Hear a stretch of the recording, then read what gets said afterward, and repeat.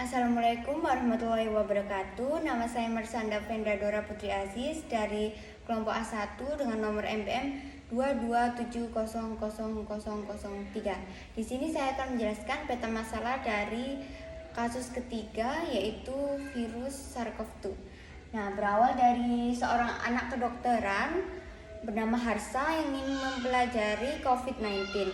Nah, dia ingin mengetahui apa itu SARS-CoV-2 dan lalu struktur SARS-CoV-2 itu bagaimana dan bagaimana cara SARS-CoV-2 ini menginfeksi sel manusia. Nah, selang beberapa waktu Harsa diberi pesan oleh ibunya lewat WhatsApp bahwa ayah dari Harsa ini positif COVID-19. Nah, lalu gejala-gejala yang ditimbulkan adalah lemah, mual, muntah, batuk, pilek, dan sakit tenggorokan.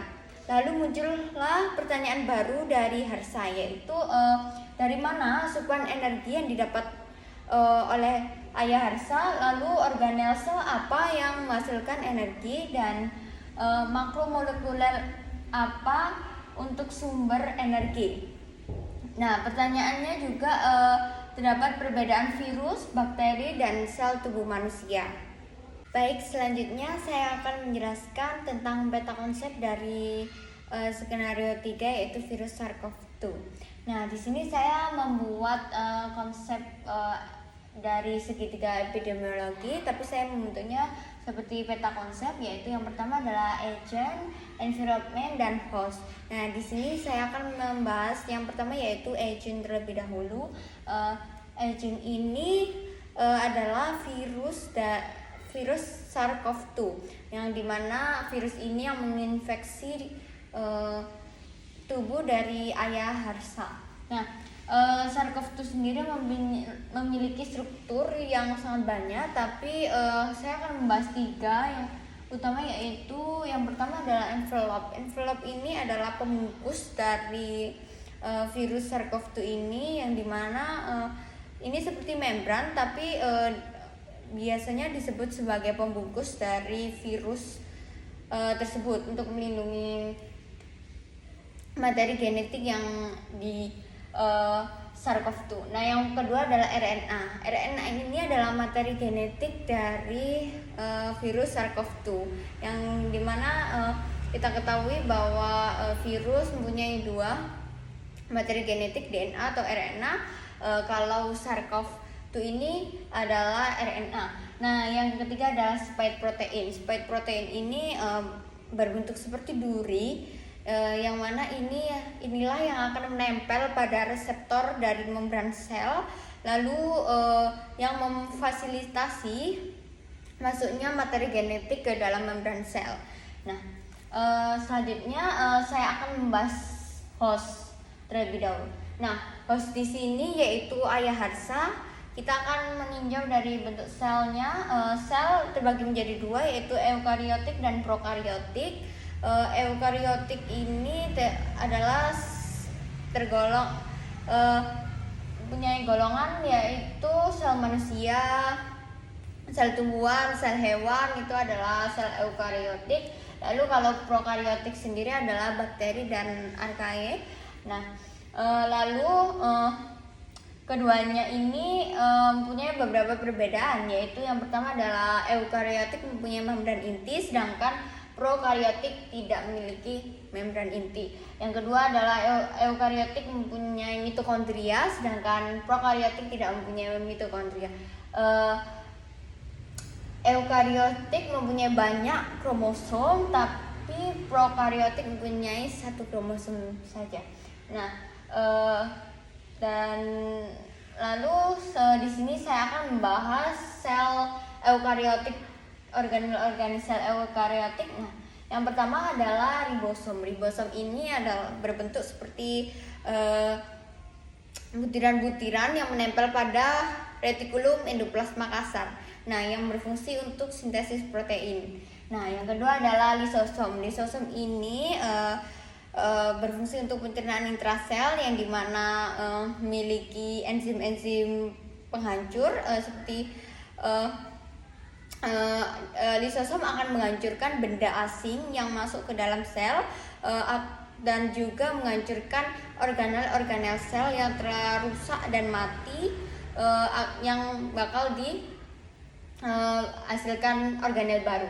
Nah, yang kedua adalah nukleus. Nah, nukleus ini adalah komando dari sel ya.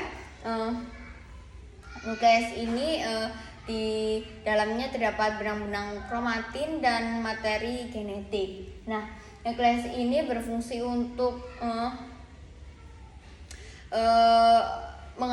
mengatur jalannya metabolisme, pertumbuhan, dan kegiatan yang ada di dalam sel. Nah, yang keempat adalah retikulum endoplasma kasar. Nah, retikulum endoplasma kasar ini tempat melekatnya ribosom tadi, dan fungsinya juga sama sebagai sintesis protein. Yang selanjutnya adalah retikulum endoplasma halus. Nah, retikulum endoplasma halus ini berfungsi untuk sintesis lemak, metabolisme karbohidrat, dan detoksifikasi racun. Nah, lalu selanjutnya adalah mitokondria. Nah, ini tadi yang ditanyakan, organ sel penghasil energi yaitu mitokondria. Mitokondria ini berfungsi sebagai respirasi sel, dan mitokondria ini adalah tempat di mana dihasilkan ATP atau sumber energi. Ya. Selanjutnya saya akan menjelaskan tentang sitoskeleton. Sitoskeleton ini merupakan rangka dari sel yang memberi bentuk dan struktur dari sel. Nah, sitoskeleton sendiri mempunyai 3 komponen, yaitu yang pertama adalah mikrofilamen, mikrotubula, dan intermediate filamen.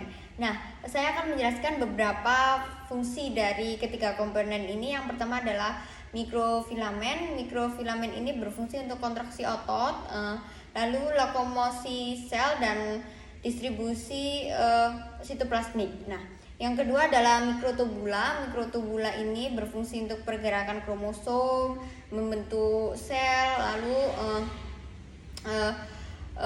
mikrotubula ini juga sebagai transport protein menuju sitoskeleton. Nah, seperti itu. Dan juga sebagai menjaga mobilitas dari sel ini. Nah, yang terakhir adalah intermediate filamen. Intermediate filamen ini berfungsi untuk memberi bentuk pada inti sel, menjaga bentuk dari sel, lalu memastikan bentuk dari sel ini bisa menjadi normal seperti itu. Nah, lalu selanjutnya adalah membran sel. Membran sel ini yaitu cukup penting karena ini adalah salah satu lapisan terluar dari sel yang berfungsi sebagai menjaga keutuhan dari organ dalam sel ini. Nah, membran sel sendiri mempunyai fungsi, yaitu yang pertama adalah transport dari nutrisi dan memberi bentuk dari sel juga. Nah, saya akan menjelaskan sedikit struktur dari membran sel ini. Membran sel ini memiliki struktur yaitu fosfolipid atau lipid bilayer. Nah, terdiri dari 2 bagian, yaitu kepala dan ekor. Kepala ini mempunyai sifat hidrofilik, yaitu suka air, dan yang kedua yaitu ekor mempunyai sifat hidrofobik, yaitu takut air, tidak suka air. Nah, lalu saya akan menjelaskan protein-protein apa saja yang ada di membran sel ini, yaitu protein globular, protein alpha helig, dan protein integral dan periferal. Nah, dan juga ada rantai karbohidrat di sana, lalu ada glikolipid dan glikoprotein, dan ada juga kolesterol. Nah, begitulah yang menyusun membran sel ini. Lalu seperti yang kita dapati, yang ketiga adalah environment, yaitu kurangnya prokes dari bapak ayahnya Harsa, dan hidup yang tidak sehat. Seperti yang kita ketahui bahwa kita berada di masa pandemi ini harus selalu menerapkan prokes dan pola hidup yang sehat.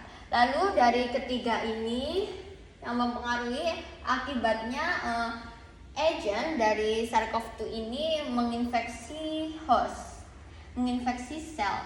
Nah, jadilah menjadi COVID-19.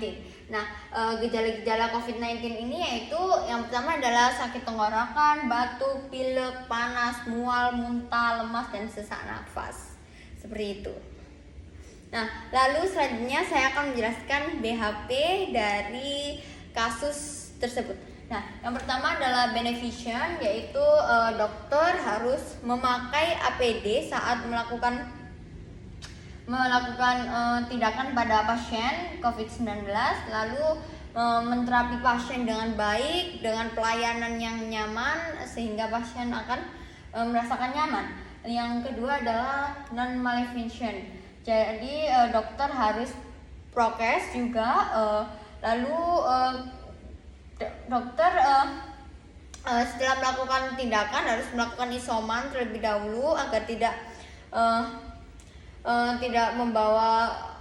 memutus rantai COVID-19 ini dengan tidak berkontak dengan siapapun setelah melakukan penanganan pada pasien COVID-19 ini.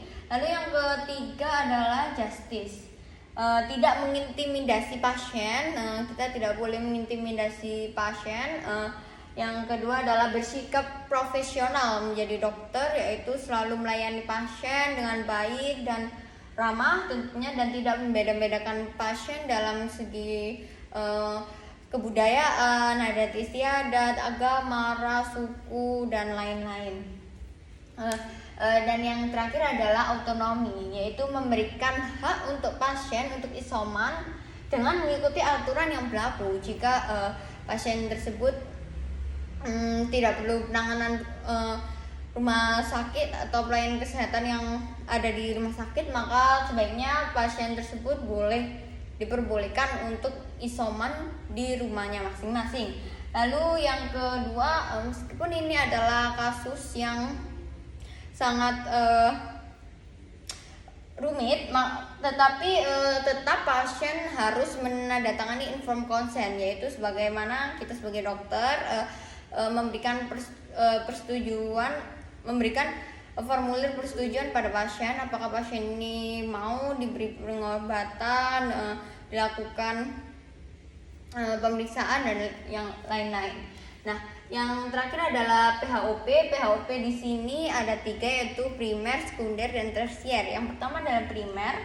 Primer ini kita harus melakukan lockdown, PPKM, dan PSBB. Dimana kita seperti peraturan pemerintah, kita sebaiknya melakukan tindakan itu semua agar pandemi cepat selesai. Dan yang kedua adalah sosialisasi di media sosial. Nah, kita sebagai dokter pastinya masyarakat akan lebih menaruh kepercayaan yang lebih pada dokter, maka kita sebagai dokter melakukan sosialisasi di media sosial saja agar bisa dilihat oleh seluruh masyarakat yang ada di rumah. Nah, yang kedua adalah sekunder.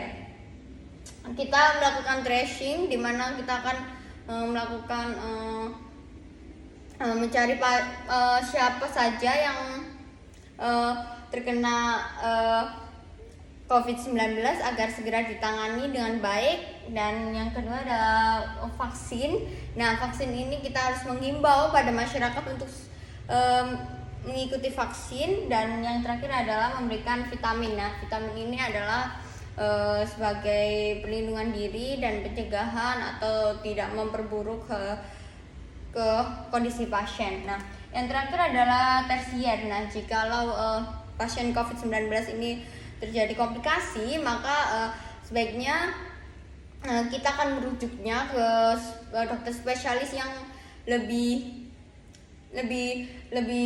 kompeten di bidang tersebut. Nah, lalu terapi olah nafas, olahraga, dan menerapkan pada pasien pola makan dan hidup yang sehat, seperti itu. Terima kasih. Saya mohon maaf jika penjelasannya kurang. Wassalamualaikum warahmatullahi wabarakatuh.